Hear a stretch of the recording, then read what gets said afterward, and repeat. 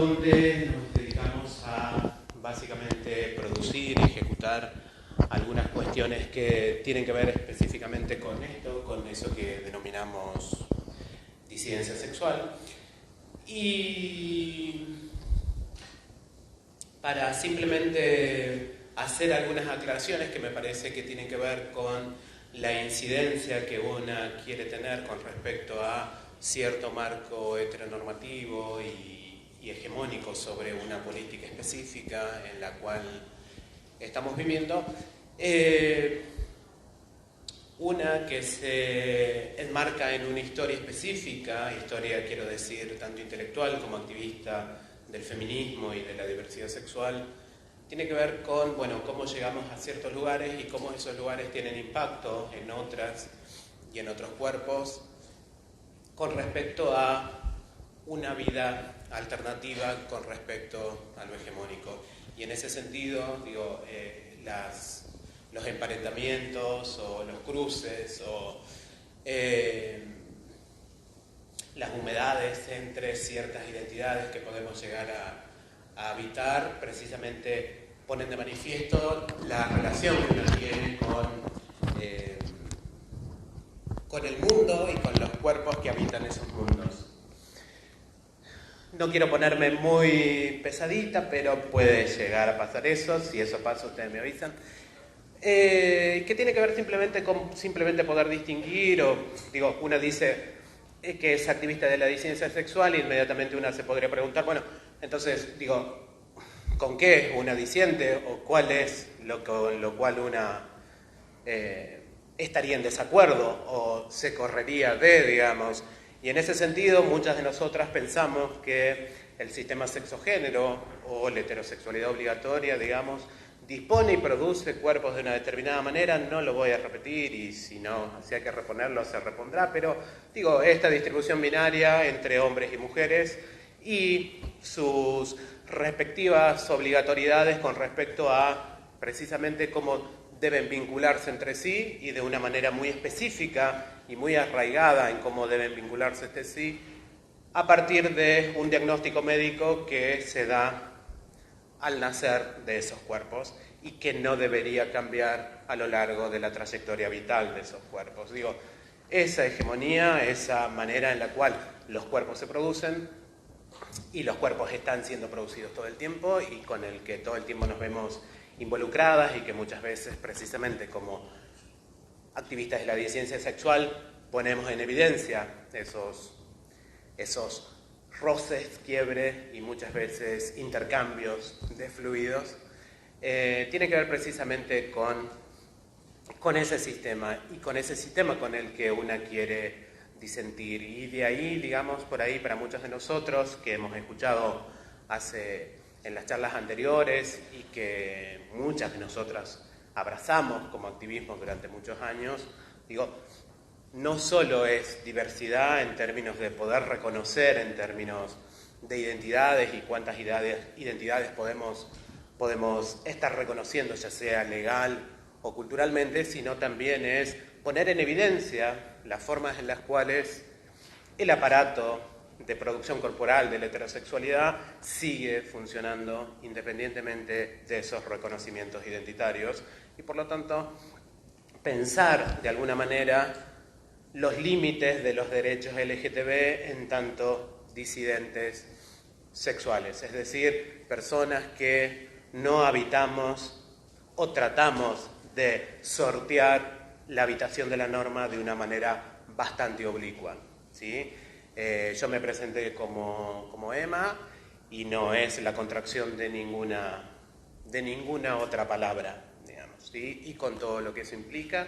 Y por lo tanto, digo, pensar de alguna manera cómo en esa disidencia sexual, precisamente, diría Eve Kosofsky-Sedgwick, hay algo del orden que se presenta en términos pedagógicos que una haga ciertas especificaciones con respecto a cómo mi cuerpo puede ser leído, ¿sí? Y cómo precisamente quizás la lección pedagógica no tenga que ver con yo decir algunas cosas, sino simplemente en poner en evidencia cómo ustedes pueden estar leyéndome, ¿sí?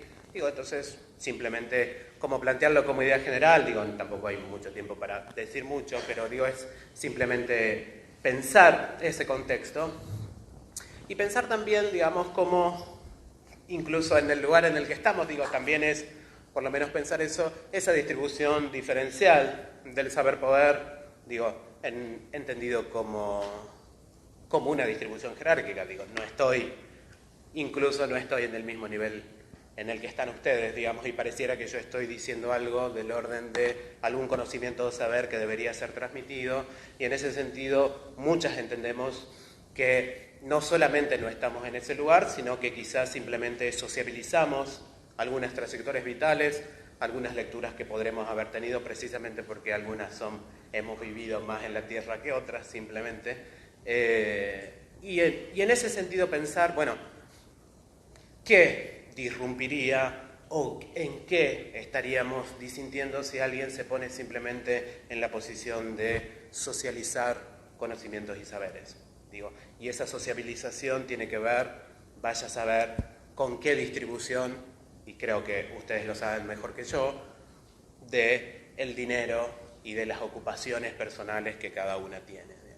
¿Sí? Entonces, digo, pensar como estos lugares y desde nuestros lugares de la disidencia, digo, de la disidencia entendida como, bueno, en el espacio como hacer postpornografía o simplemente hacer talleres de orgía o simplemente grupos de lectura sobre teoría queer, digo, pensar como todo ese mundo es, o por lo menos a mí me parece importante contar o que simplemente esa idea quede ahí presente, en cómo hay también un habitar ahora, no en algún otro lugar, no en algún otro momento, no en alguna otra ciudad, no en algún otro barrio, de precisamente personas que tienen vidas alternativas a la heteronorma y que no es algo del orden de lo masivo, la norma, en el sentido de que es algo que es imposible de cambiar. Está muy bien todo lo que ustedes piensan, está muy bien todo lo que ustedes hacen, pero la norma es tal que a mí se me haría muy complejo, digo, poder reconocer las diferencias en las cuales seguramente en esa diferencia radical que tenemos unas con las otras, evidentemente hay algo en lo que nos corremos de eso que reconocemos como norma heterosexual. ¿Sí? Entonces es poder pensarnos no tanto a quienes indicamos en esos lugares, sino cómo nosotras habitamos esas normas.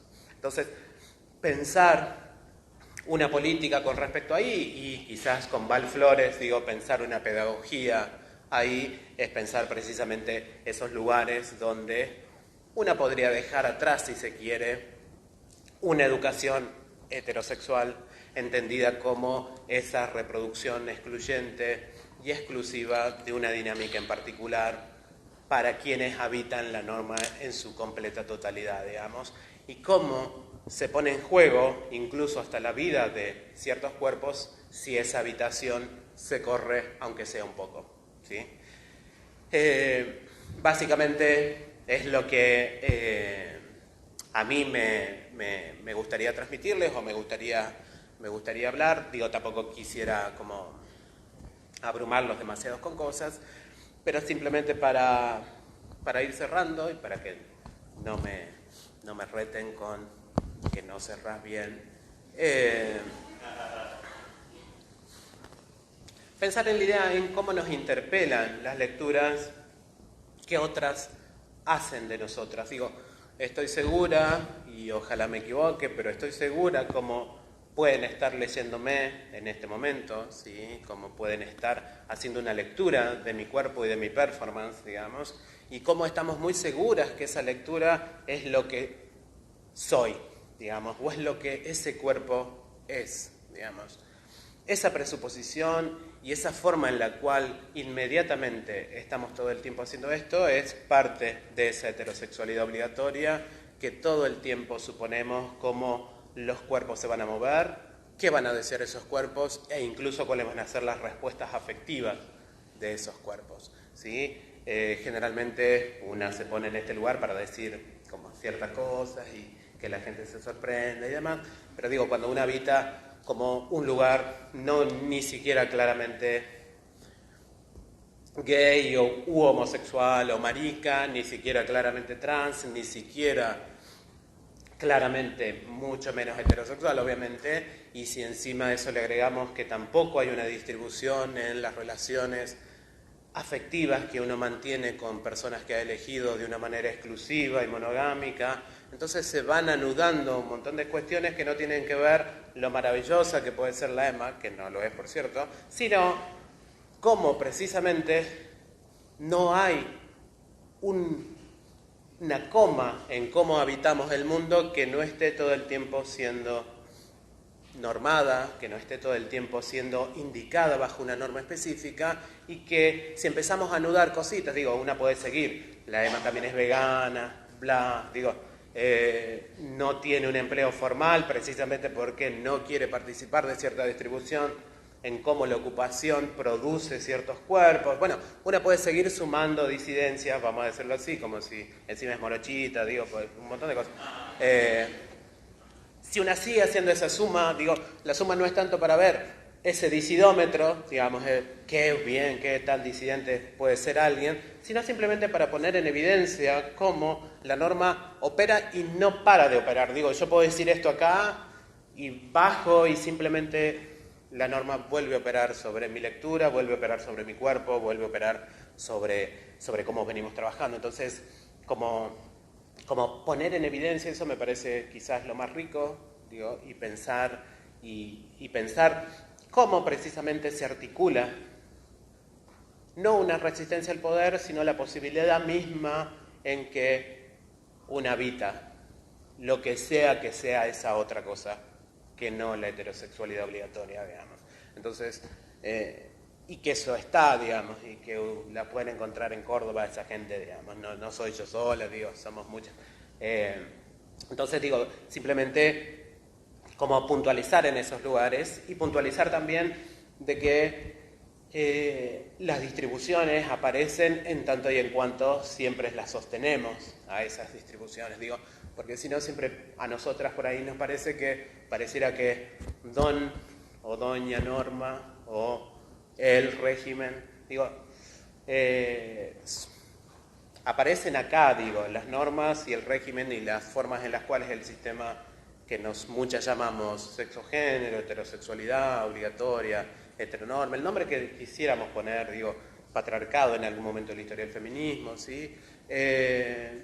Precisamente funciona, está y sigue, digamos, y ponerlo en evidencia por ahí puede ser un trabajo medio,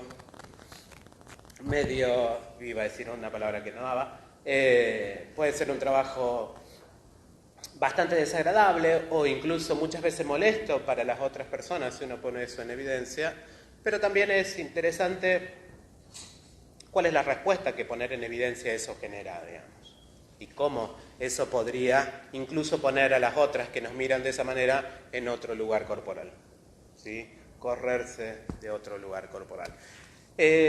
Por último, así vamos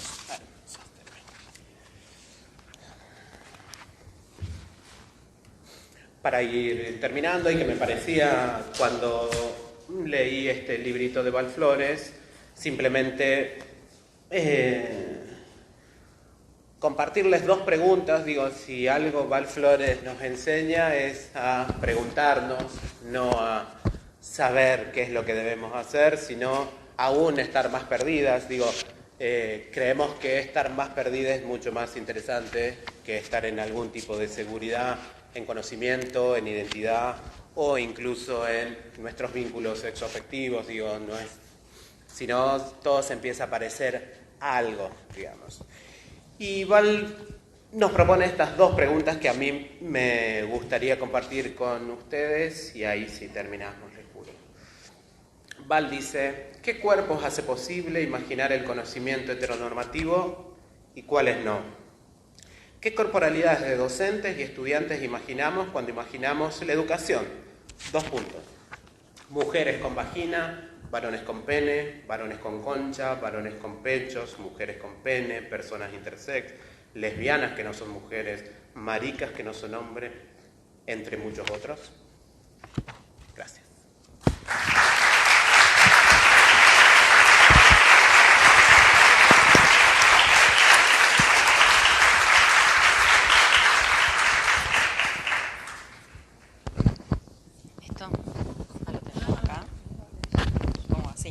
se va a acoplar, ¿no? Bueno, buenas tardes a todos, a todas, a todes. Lo que vamos a exponer a continuación es producto de un pensar colectivo acá con la licenciada Silvia Aguirre. Hace unos meses venimos pensando en una temática cuyo nombre acuña acá la licenciada, que es mujeres heterosis apóstatas, ¿sí?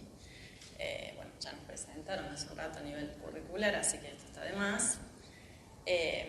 La idea es que se nos ocurrió de poder presentar esto y de crear alguna especie de desarrollar cierto conocimiento a nivel teórico, tiene que ver con se desprende de la propia subjetividad de nosotras presentando este ensayo y también de la experiencia clínica que recogemos como licenciadas en psicología, como sexólogas, de poder trabajar con mujeres, ¿sí?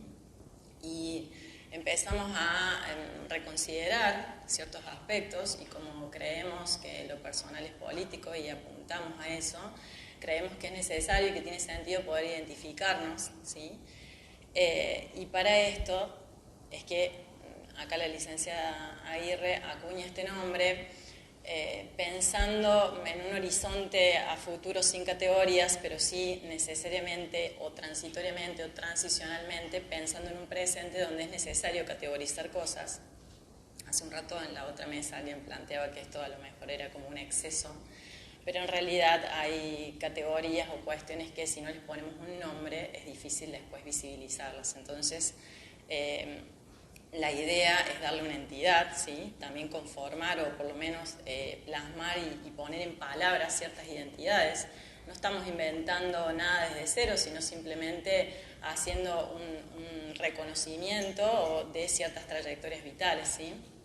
Y en relación a esto es que vamos a hablar de mujeres heterosis, ¿sí? Heterosis, no sé si tienen en claro, yo calculo que ya a esta altura de la jornada sí, pero son aquellas mujeres que han nacido con un sexo asignado a nivel biológico como hembra y cuya expresión de género es femenina, ¿sí? Con cierta coherencia en esto, que puede o no que se vinculen sexo efectivamente con varones heterosis que han nacido y han sido criadas dentro de la matriz heteronormativa, el patriarcado, el sistema sexogénero, como quieran llamarle, y que de repente también han atravesado los avatares del amor romántico en muchas de estas cuestiones sexoafectivas, muchos de sus vínculos, pero que aún así de repente no responden o no adhieren enteramente a lo que representa, lo que la heteronorma tiene preparados para ellas, ¿sí?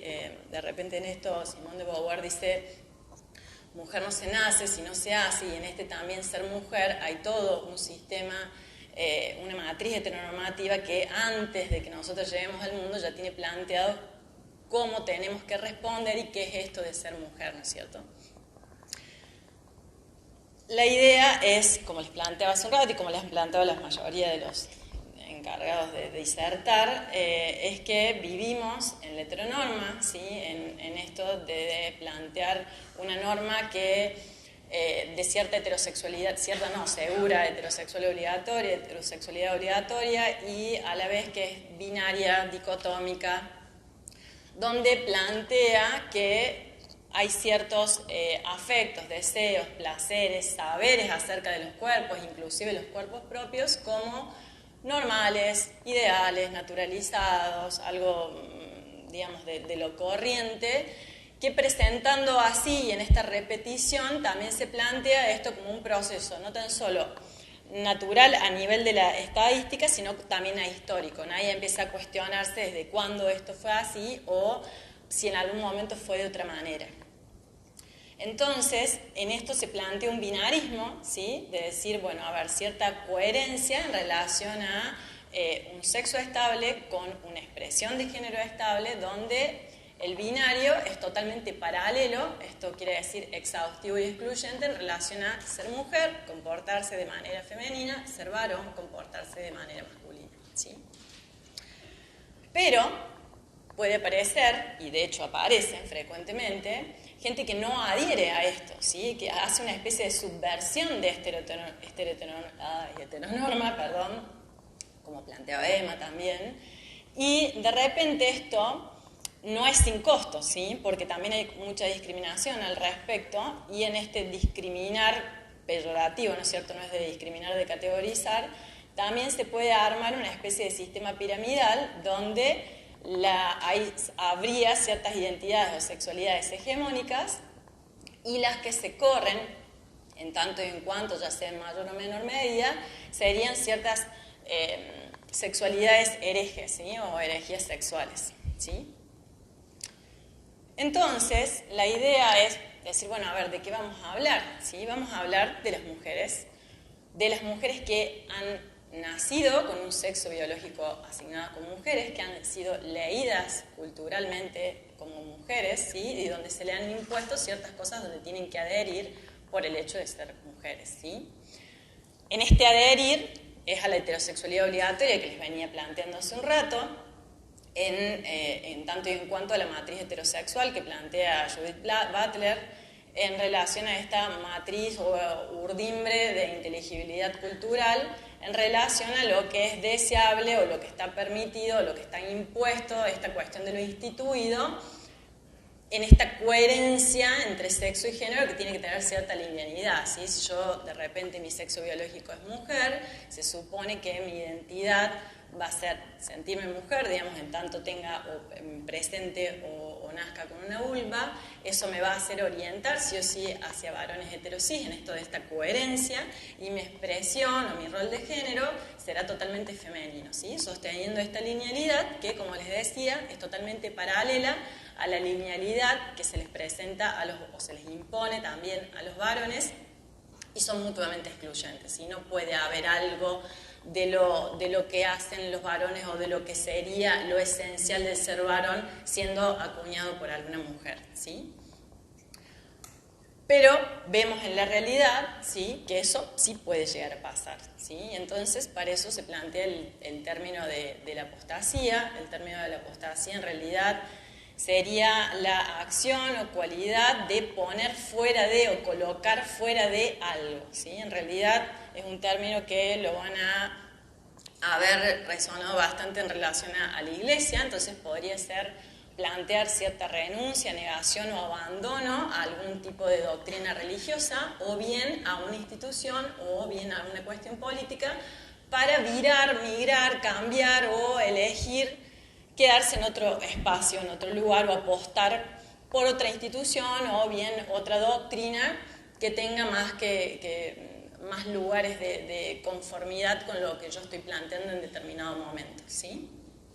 Entonces, conjugando estos términos, es que si le planteé un día decir esto que nosotras estamos teorizando, en realidad podría perfectamente adherir o configurar dentro del término heteroapostasía, heterosis apostasía, para delimitar esta cuestión de muchas mujeres nacidas y asignadas como tales que han vivido en esta cultura y que de repente eligen, prefieren, deciden o evalúan la posibilidad de no adherir del todo a eso que se les es impuesto y se les es instituido por el hecho de ser mujeres, ¿sí? A continuación Silvia va a seguir el desarrollo. Bueno, creo que ha quedado bastante claro lo que ha planteado Noelia hasta este momento, ¿no es cierto? La idea es un poco pensar en sí mujeres como nosotras, mujeres como mis compañeras, mujeres como tantas otras que vemos a diario, podemos conformar hasta siquiera, podría decirse, una identidad diferente. Es decir, podemos sentirnos nosotras con todo esto, a ver, me siento mujer, sí, me siento mujer, ¿no? ¿Me gustan los varones heterosis? Sí, también. Tengo experiencias con varones heterosis, no solo, pero sí, me gustan, me enamoro posiblemente de varones heterosis. Pero soy otra cosa. Soy otra cosa que lo que esta heteronorma esperó, pensó, previó para mí. Yo soy otra cosa, somos otras cosas.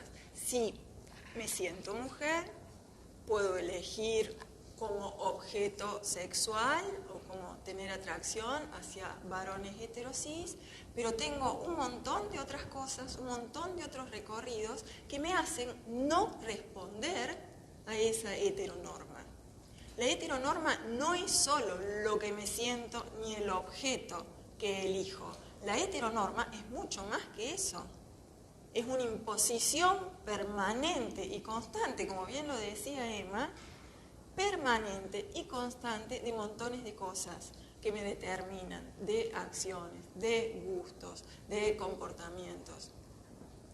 Entonces, de esto estamos hablando cuando hacemos referencia a ese término, ¿no? Hay mujeres que tienen como más conciencia de esto, seguramente las que están acá en la primera fila, unas cuantas, ¿no? Dicen cosas como esta, es decir, yo no me siento, yo he elegido otra cosa, yo he renunciado a montones de obligaciones que se me imponían por ser mujer. Y por ser mujer entonces tenía que, por ejemplo, estar cuidando gente, o tenía que sí o sí ser madre, o tenía que comportarme de determinada manera en relación a que tengo que ser femenina, ¿no? Y el femenino, el ser femenino es una forma muy determinada, muy precisa, que tiene que ver indudablemente con una jerarquía, que tiene que ver con siempre estar por debajo de ese varón heterosis del cual muchas de nosotras se enamoran. ¿Pasamos? También esto que dice acá, ¿no?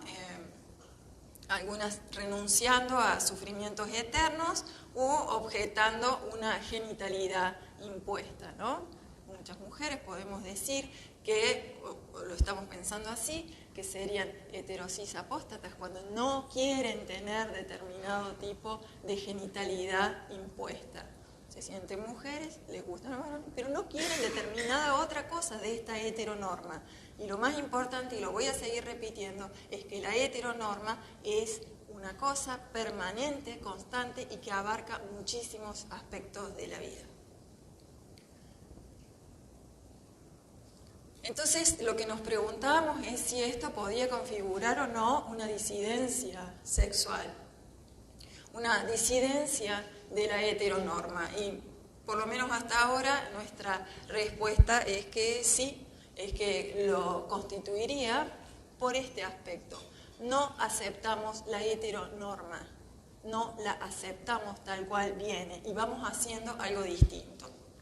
Aunque el objeto de amor siga siendo un varón heterosis en algunos casos, en otros no, y una característica que tiene estas identidades que estamos tratando de definir o de pensar por lo menos, es que tienen un número muy grande, es muy considerable. La cantidad de mujeres que se sienten mujeres, que eligen un varón como pareja, pero que renuncian y que no quieren montones de cosas que tienen que ver con esa heteronorma.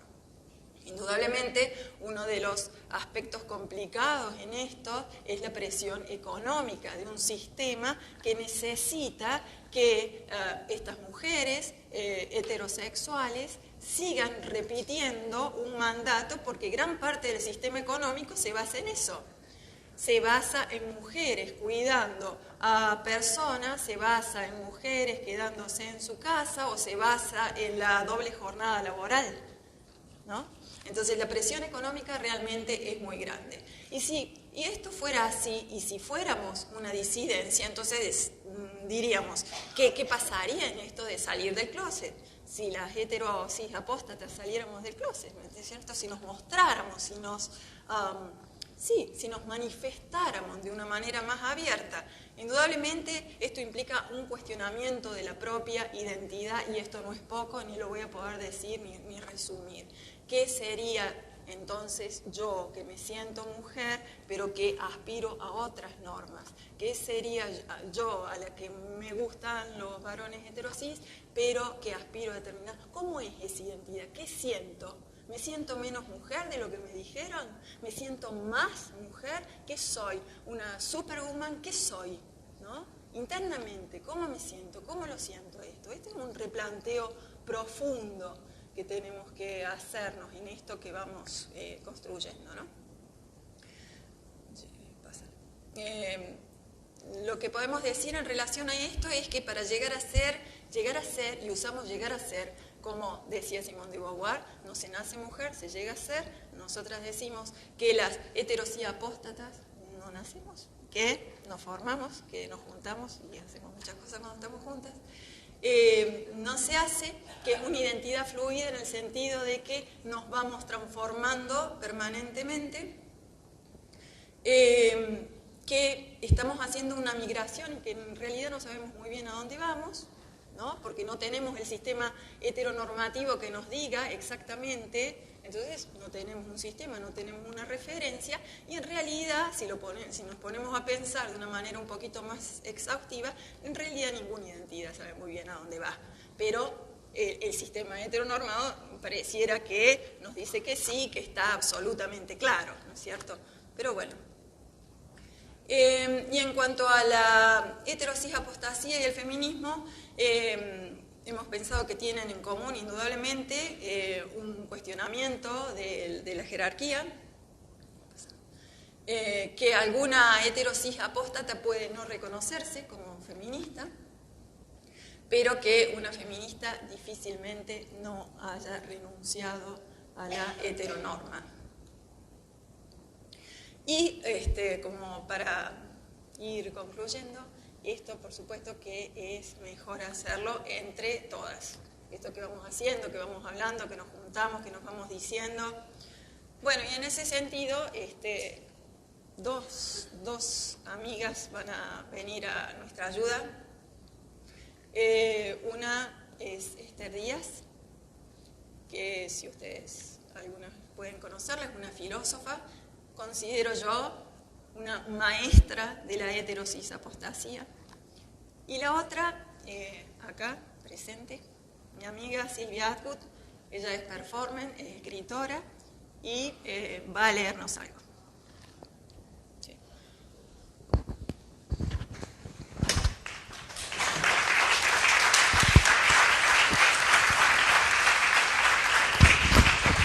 Precisamente de Esther Díaz. Ah, ¿quieres ponerme eso? No.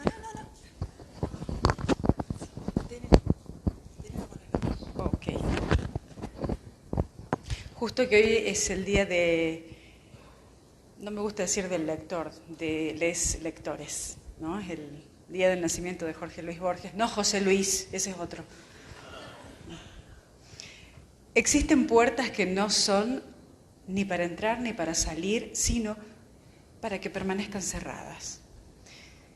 La que da la felicidad en pareja no se abrió plenamente para mí, aunque parejas hubo varias, y cada vez deseé que fueran para siempre. Y, como la mayoría de las mujeres de mi época, creí que la única manera de lograr una vida plena era en pareja. Usted es muy inteligente, quizás la más inteligente de todas las personas que estamos aquí, pero usted tiene un problema. Atrae, pero no retiene. Me sentenció el turco, que leía la borra del café en el patio de una casa tucumana. Yo estaba sin pareja. De todos modos, cuando tengo novio, no me gusta entrar. Esperen que me perdí. No me gusta entrar a una reunión acompañada por él. Sin embargo, por aquel entonces pensaba como el turco. Creía que no retener una pareja es un problema. Como si fuésemos lisiadas afectivas. Como si nos faltara un pedazo. El imaginario inculca que únicamente te completás si tenés pareja. La media naranja, la media medalla, el andrógino, mitad varón, mitad mujer, la pareja exitosa. Sin embargo, hoy me pregunto, ¿qué es una pareja exitosa? ¿Por qué habría que esforzarse en tenerla? ¿Cuál es el problema de elegir o aceptar no tener pareja o de tener muchas? ¿Se trata de una imposición de orden binario para controlarnos mejor o de una negación de lo múltiple del deseo? ¿Se menoscaba nuestra integridad? En última instancia, ¿por qué una pareja y no más bien nada? ¿O por qué no muchas, simultáneas o sucesivas? Gocé con varios hombres, pero la tierra no tembló bajo mi cuerpo. Creo que toda obsesión erótica se extingue y no me interesa invertir tiempo y recursos para revivir la llama o correr cada día como acróbata olímpica para mantenerla encendida.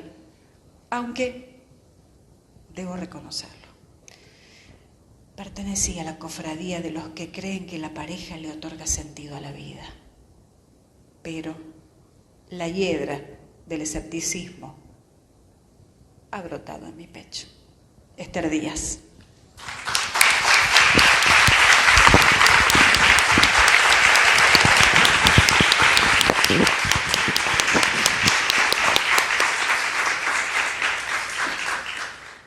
Bueno, esa es una heteroapóstata y mi amiga también. Bueno, creo que lo importante de plantearse este tipo de cosas es como seguir pensando, seguir haciéndose preguntas, no pensarse como algo fijo, acabado, y también saber que contamos con otras personas con las cuales pensar y con las cuales enriquecernos.